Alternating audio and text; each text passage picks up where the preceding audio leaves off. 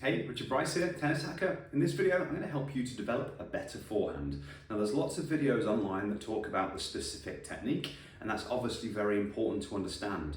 But it's also important to understand that you can only play tennis and hit shots in a way that your body will allow. Often I'm going to be talking about the visual system and coordination, because in order to use modern ground strokes to hit an ATP forehand, you have to have amazing eye to hand and eye to foot coordination. But in addition to that, you also need to have a certain level of strength and flexibility, and that's what we're going to be talking about in this video, because one of the parts of the body that is under a tremendous amount of strain when you hit a modern forehand is your wrist and forearm. And if it isn't sufficiently strong and stable, it's firstly a recipe for getting injured, but then it also prevents you from learning how to use the technique properly. So that's what I'm going to be talking about in this video. I'm going to explain why that is by quickly looking at the technique. Then I'm going to show you 3 very simple strength exercises that you can work on and how you can combine it into a program that's really going to allow you to become stronger and more stable, so that then you can hit a more effective forehand. So hopefully you find the video helpful. If you do, it'd be great if you give me a thumbs up. And if you haven't already subscribed to my channel, it's really appreciated if you could do that as well. So let's take a look at a few of Roger Federer's forehands so you can understand why we need to strengthen the wrist and the forearm in a specific way. So whether it's the ATP forehand or the next gen forehand, the idea is the same. We're trying to create maximal racket head speed going forwards through the ball so that we can get power, and we're trying to create racket head speed up the back of the ball so that we can hit with topspin and still get the ball to land in the court. And in order to make those things happen, we're going to be using a kinetic chain, which basically means using different body parts in a specific order so that we can use big, strong muscles and then transfer energy into slightly smaller muscles and still allow them to create a lot of power. So what's going to happen? The preparation is going to look very similar for all modern forehands. We're going to be in this situation where we've got the pelvis pointing to the side and we've got the torso either pointing to the side or pointing back a little bit, which is going to load the big muscles in the legs and in the torso. So then as we start the forward swing, we're going to be driving through the hips, so we're going to be throwing that back hip forwards. A fraction of a second after that happens, the torso starts to rotate. So now we've got 2 lots of rotation happening from the legs and from the upper body. As those things happen, it starts the forward momentum of the racket, and we get into this position where we get stretch in upper body muscles just before contact.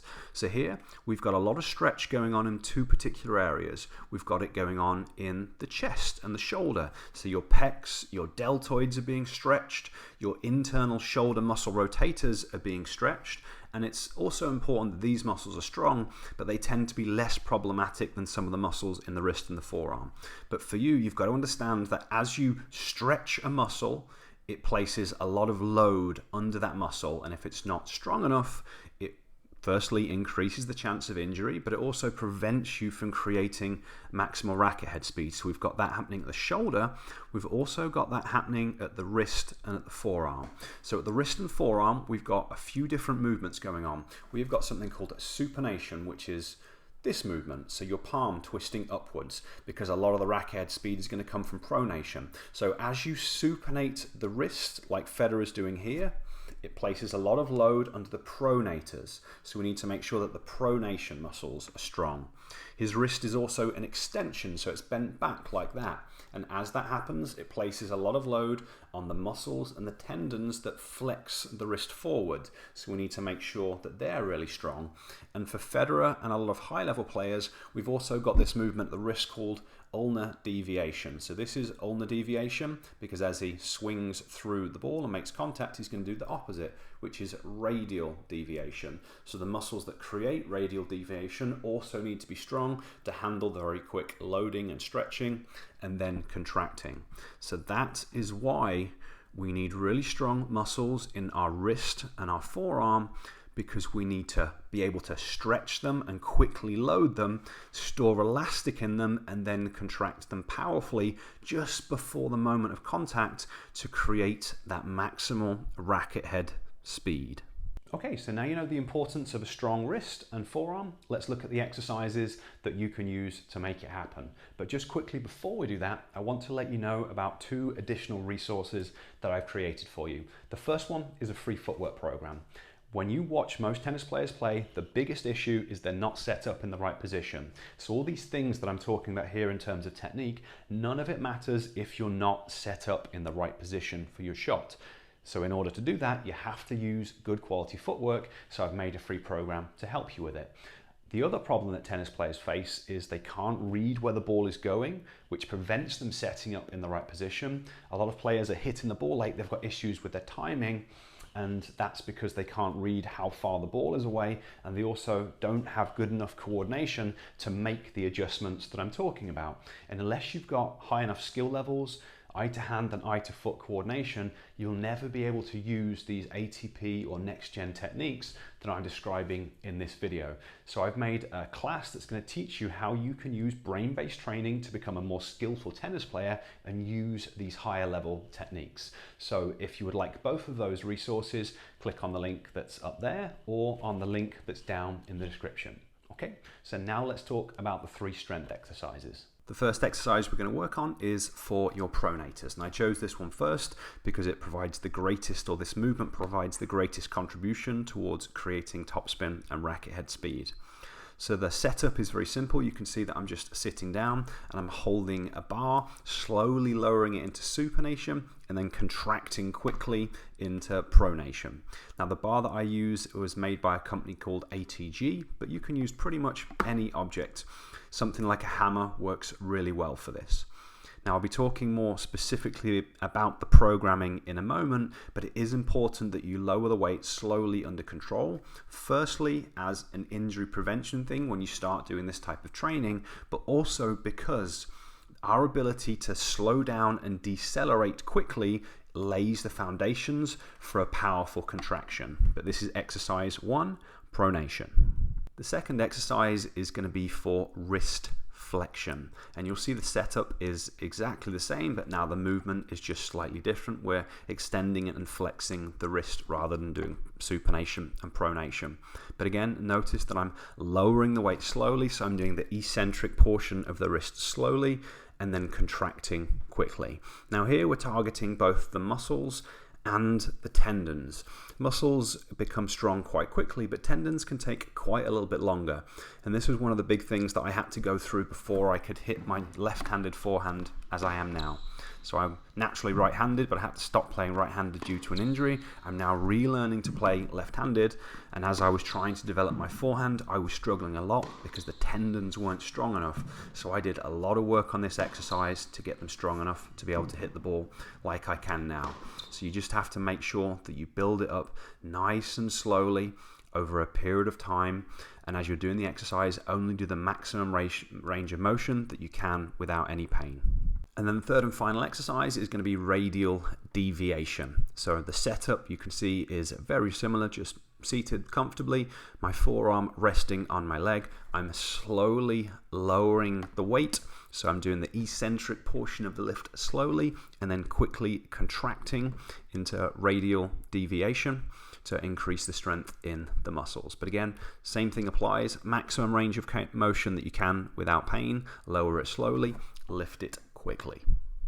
Okay, now you know what to do in terms of the exercises.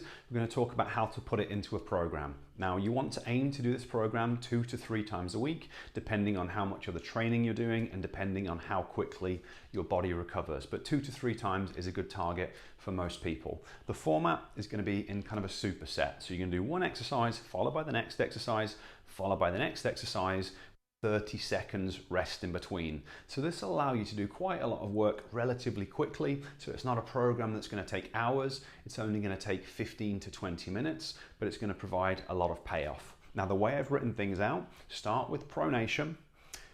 We'll be doing 8 to 12 reps, and the speed is important. The 4 means lowering for 4 seconds, and the 1 means lifting quickly for 1 second. So that's going to give you around 5 seconds per rep, 5 times 8 is 40 seconds, 5 seconds times 12 is 60 seconds. So each set that you're doing is going to take between 40 and 60 seconds, which is going to be a good amount of time to allow you to get stronger and to cause the muscles to grow a little bit. If you were to do 8 to 12 reps and do them really quickly, it isn't completely useless, it just doesn't quite have the same effect, so it's not going to be as good for what we're trying to do at the moment. So when you're doing these exercises, you want to be really disciplined in terms of the speed that you're using.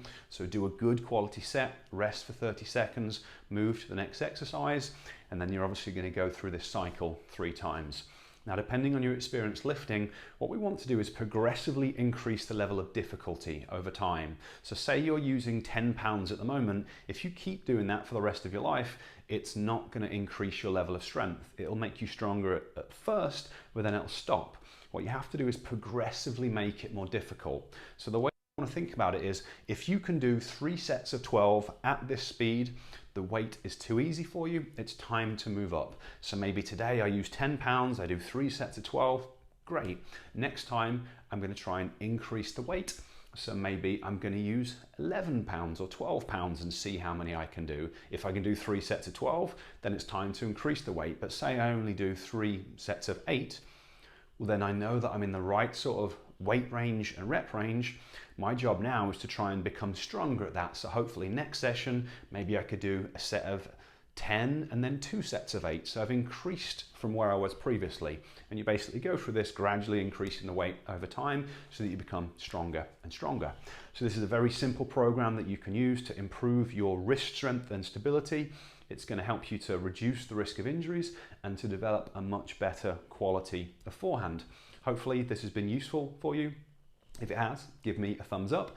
If you haven't subscribed to my channel, it's much appreciated if you could do that as well. If you've got any questions about what I've talked about here, obviously leave them down below. If you would like help with anything else to do with improving your tennis athleticism, obviously let me know about that so I can make videos.